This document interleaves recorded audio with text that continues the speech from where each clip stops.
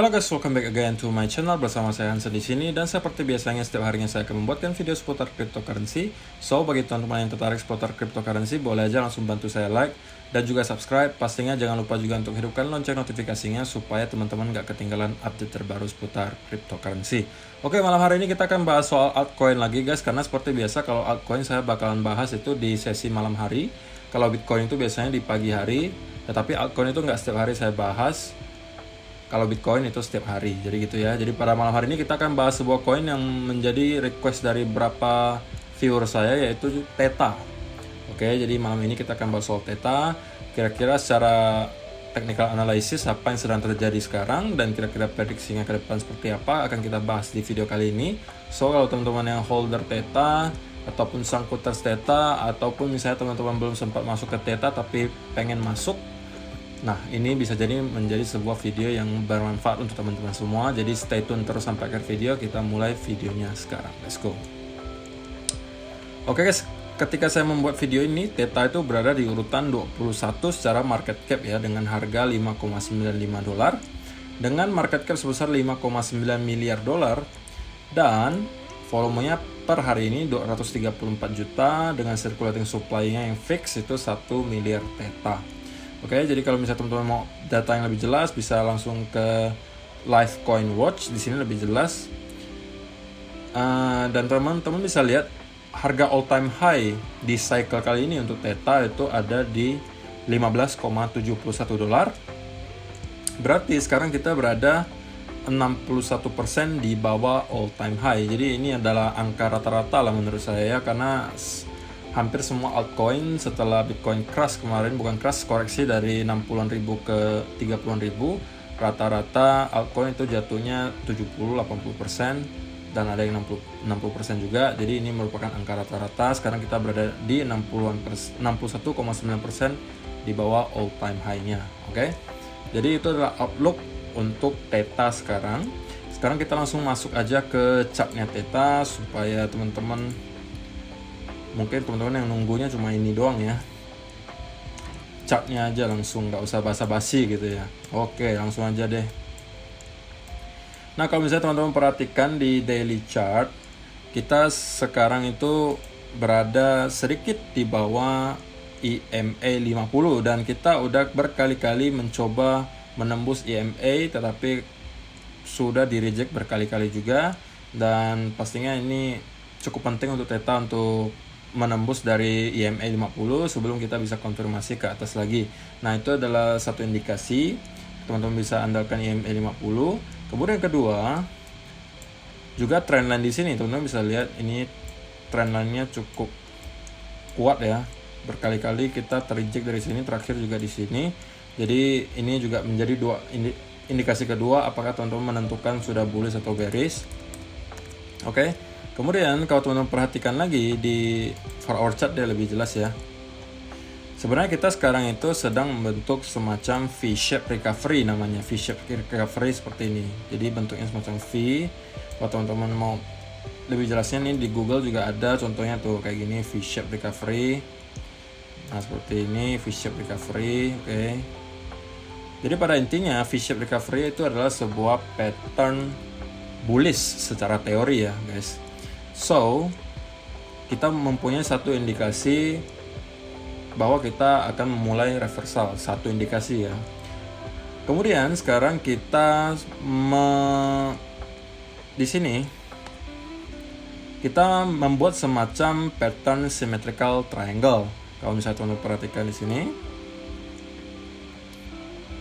maka ketika kita breakout dari sini, maka itu udah dua indikasi kemungkinan kita akan melanjutkan kenaikan ke atas. Tetapi symmetrical triangle ini saya perlu ingatkan, itu bukan pattern yang pasti bullish ya guys. Bisa jadi juga kita breakdown ke bawah, yang bisa jadi akan membuat kita kembali retest ke area sekitar 3,7-an dolar sekitaran itu. Tapi kalau breakout ke atas, kita masih harus menunggu kalau menurut saya. Kalau teman-teman yang belum masuk, atau misalnya teman-teman pengen share lagi gitu maksudnya, kalau misalnya teman-teman udah serok di sini ya bagus gitu ya. Tapi kalau belum sempat serok, ya teman-teman harus tunggu konfirmasi dulu, menurut saya sih lebih amannya. Apalagi kalau misalnya teman-teman yang short term trader, lebih aman tunggu dulu ketika kita udah breakout dari pattern symmetrical triangle ini dan sekaligus trendline di sini.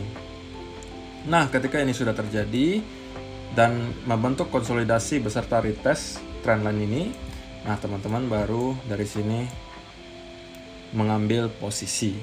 Menurut saya lebih aman seperti itu karena apa?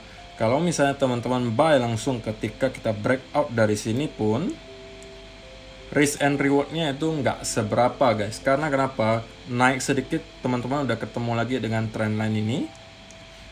Jadi risk and rewardnya tidak seberapa. Dan konfirmasinya itu tidak cukup menurut saya. Kalau misalnya teman-teman hanya mengandalkan symmetrical triangle yang cukup kecil ini. Jadi menurut saya akan lebih aman kalau teman-teman sudah breakout dari sini, konsolidasi, retest. Nah dari sini baru teman-teman ambil posisi. Selain konfirmasinya lebih jelas, lebih banyak. Kedua juga teman-teman bisa lihat risk and rewardnya itu jauh lebih banyak. Karena kalau misalnya kita nembus dari sini, maka resisten berarti selanjutnya itu berada di angka sekitar $9. Nah kenapa di area itu? Teman-teman coba, kalau misalnya teman-teman tarik Fibonacci extension, oke, dari swing low ke swing high,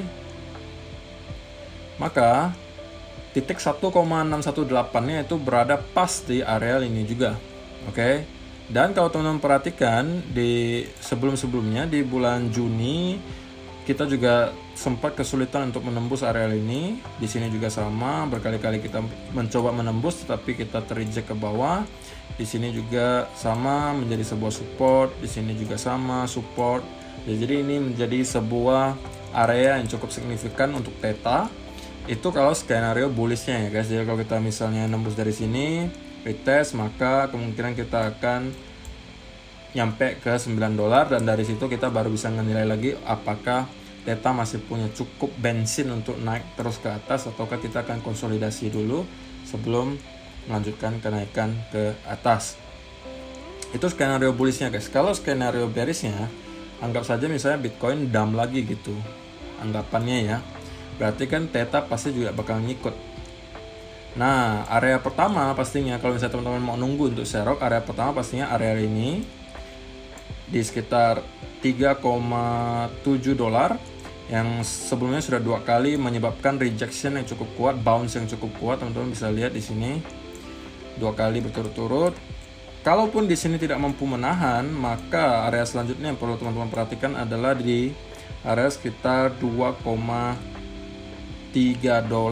Nah, itu juga area serok yang cukup baik menurut saya karena di sini teman-teman perhatikan ini merupakan area resisten juga yang sangat kuat.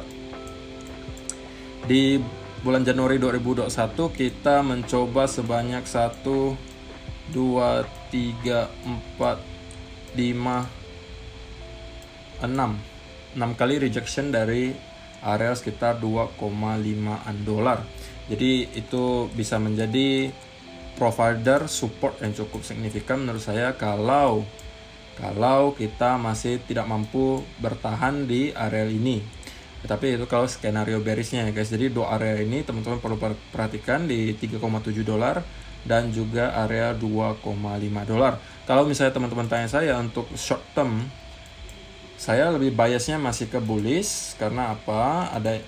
Selain ada V-shape recovery yang tadi saya bilang yang merupakan harusnya pattern yang bullish, V-shape recovery, disertai juga sekarang kita ada pola symmetrical triangle. Kalau misalnya kita breakout dari sini, harusnya itu mengindikasikan kita masih akan naik ke atas. Oke, jadi itu adalah beberapa skenario yang bisa terjadi untuk theta.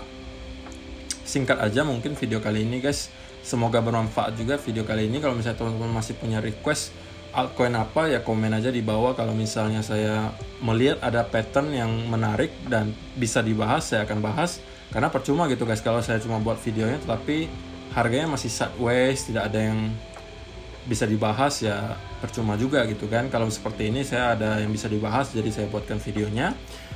Teman-teman komentar aja di kolom komentar di bawah kalau misalnya ada yang menarik akan saya buatin. Dan pastinya teman-teman jangan lupa untuk bantu saya like dan juga share video kali ini supaya lebih banyak ditonton oleh orang-orang. Terima kasih yang udah nonton video kali ini. Kita akan bertemu lagi di video yang berikutnya. Bye-bye.